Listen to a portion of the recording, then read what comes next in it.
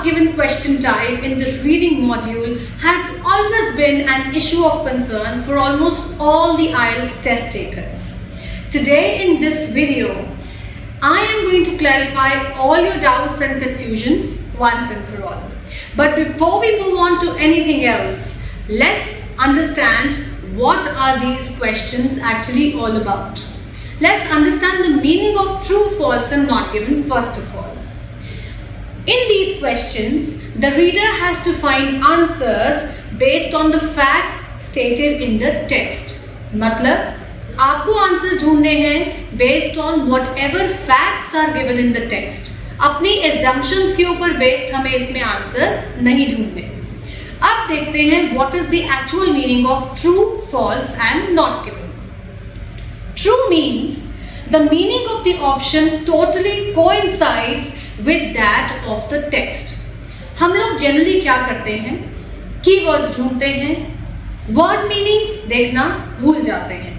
हम ये देखते ही नहीं है कि जिस स्टेटमेंट को हम ट्रू कह रहे हैं उसका मीनिंग असल में टेक्स्ट में दी हुई स्टेटमेंट के साथ मैच हो भी रहा है या नहीं. So guys, it's not just about the keywords that have to match, you also have to match the meaning. जब आपकी स्टेटमेंट का मीनिंग आपकी टेक्स्ट के मीनिंग के साथ बिल्कुल मैच हो जाएगा, then it means that the statement is going to be true. Next is false. False means the meaning of the option is opposite of or contradictory to that of the text.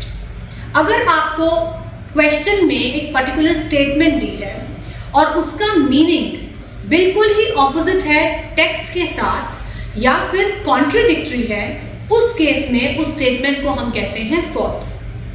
For example, if in the question it's given that I work in my office from 9 to 8, लेकिन अगर text में दिया है that I work from 8 AM till 6 PM, this is absolutely contradictory.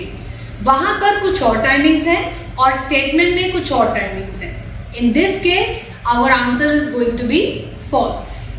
Then comes not given. Now this is the actual pain point and the confusion point for many of you. इसे समझना बहुत ज़रूरी है. Let's understand not given statement किस तरह की होती है या किसे हम असल में not given कहते हैं. Now, not given means the meaning of the option is similar to that of the text but partially only and has some part which may be missing. अब अगर हम not given word की तरफ देखें, that means कि दिया ही नहीं हुआ, but असल में ऐसा नहीं होता. कई बार स्टेटमेंट दी होती है बट सिर्फ पार्शियली दी होती है. हाफ स्टेटमेंट मैच करती है, हाफ स्टेटमेंट मैच नहीं करती, और यहीं पर हम लोग ज्यादातर कंफ्यूज हो जाते हैं. हम आधा हिस्सा जो दिया होता है वो तो देख लेते हैं, but we do not consider the half part, the rest of the hard part rather, which is actually missing. So उस मिसिंग पार्ट को देखना is very important. Now for example, अगर आपको एक स्टेटमेंट दी हुई है that I go to the office at 9 AM and I come back at 6 PM, ये आपकी क्वेश्चन की स्टेटमेंट है, लेकिन टेक्स्ट में आपको दिया है I go to the office at 9 AM, वापस आने की कोई बात नहीं हुई. इस केस में आपका आंसर फॉल्स ना होकर क्या होगा, नॉट गिवन, क्योंकि स्टेटमेंट हाफ मैच कर रही है और हाफ मैच हो ही नहीं रही. इन this case not given will be the answer. Now based on this information, let's attempt a small reading passage. This is our passage. आप इसे ध्यान से एक बारी पढ़िए and then consider all these 3 questions that are given here. फिर हम देखेंगे कि इन तीनों का answer true, false, not given में से क्या है. So इस passage से related हमारे पास है 3 questions. The first question is, Africa had the warmest July day ever on July 1. सबसे पहले इन क्वेश्चंस में हमें मीनिंग समझने की ज़रूरत पड़ती है, जो हम जनरली नहीं करते. हम थोड़े बहुत वर्ड्स देखते हैं, साथ ही हम टेक्स्ट में जाते हैं and we start finding the answer. That is where you actually end up making a mistake. Now let's understand the meaning of the question. Africa had the warmest July day, मतलब जुलाई के महीने का सबसे ज़्यादा गर्म दिन अफ्रीका में कब था? ever on July 1, मतलब जुलाई 1 जो था, 1 जुलाई अफ्रीका में सबसे गर्म दिन था जुलाई के महीने का। Now let's go back to the text and see कि आंसर ट्रू है, फॉल्स है या नॉट गिवन है। अब यहां पर दिया है, according to the Met Office the UK had its warmest July day ever on July 1। आपका आंसर यहीं पर प्रूव हो गया कि गलत है। कैसे? यहां पर वार्मेस्ट डे जुलाई 1 को कौन सा था, कौन सी कंट्री में था? यूके में था, जबकि आपके क्वेश्चन में क्या दिया है? That it was Africa. So the answer happens to be incorrect. I will still explain it later on.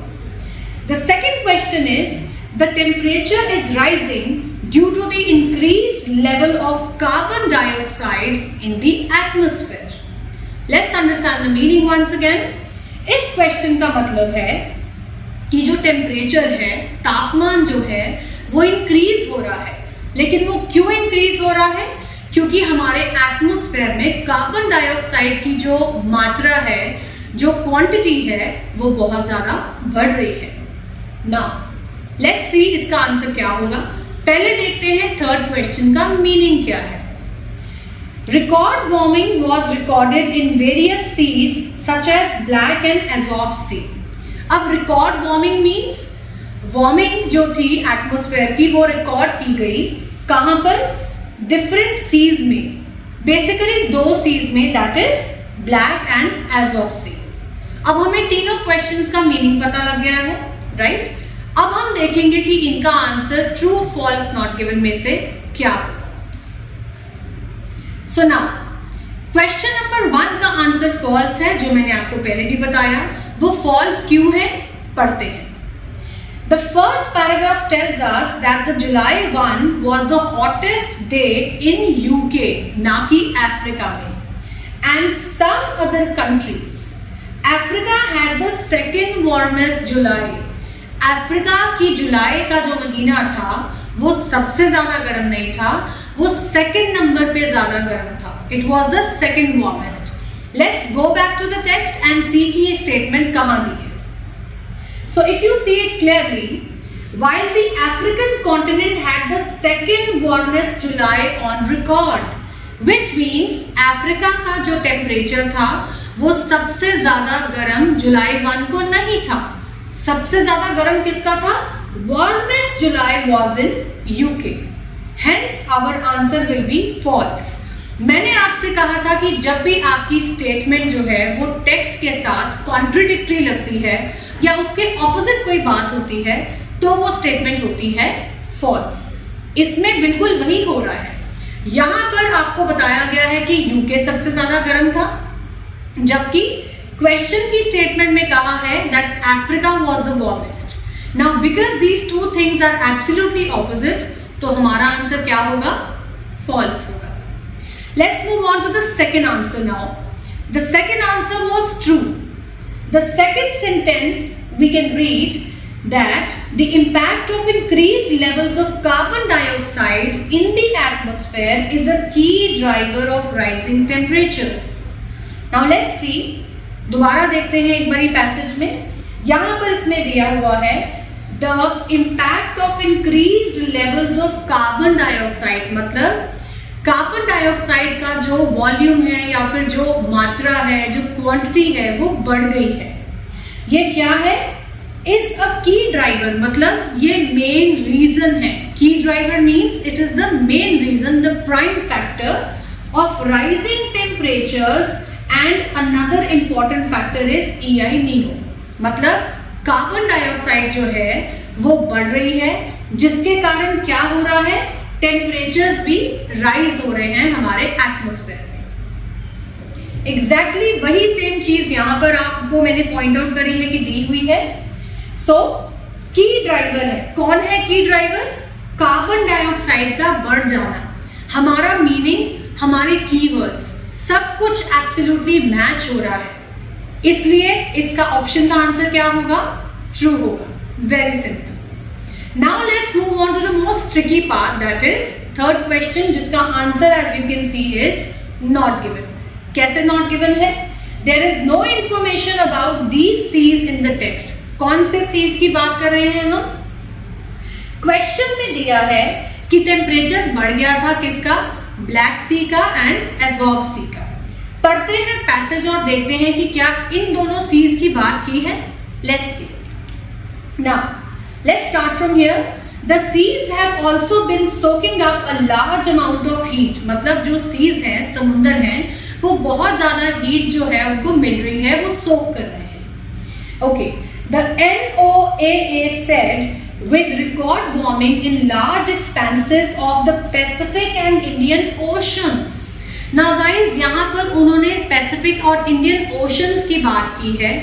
Seas का mention तो किया है, partial mention है। क्या कहीं पर आपको टेक्स्ट में ब्लैक सी या अज़ोव सी मिला?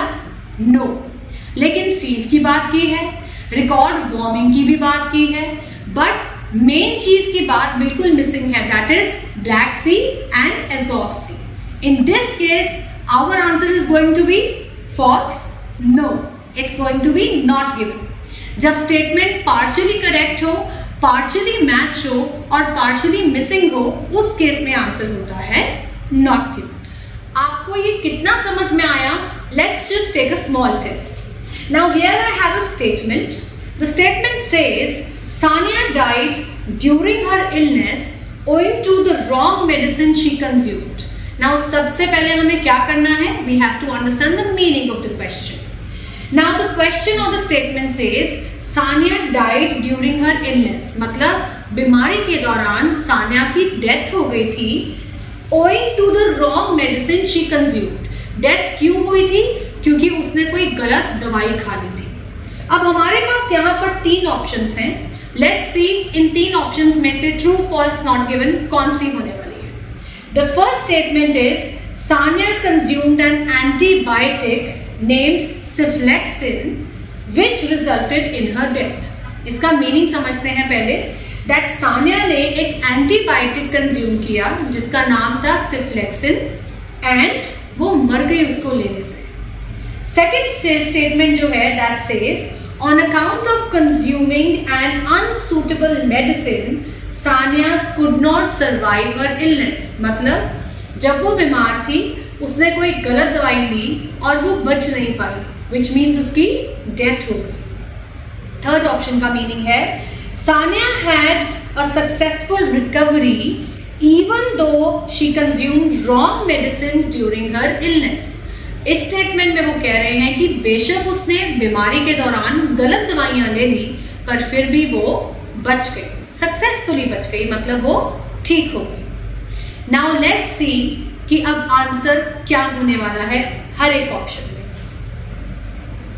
Now option number 1 I've marked as not given। वो not given क्यों है? क्योंकि हमारी इस स्टेटमेंट में कहीं पर भी दवाई का नाम मेंशन नहीं है।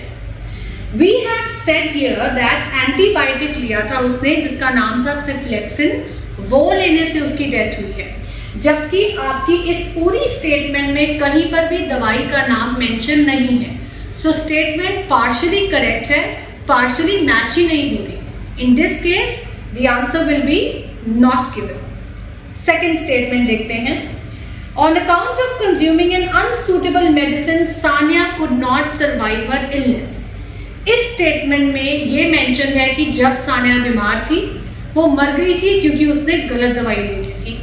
इसमें भी हूबहू वही चीज बोली जा रही है, पूरा मीनिंग हमारा मैच हो रहा है कि सानिया इलनेस के दौरान गलत दवाई खाने के कारण मर गई। This has to be true by all means। Then comes the last statement।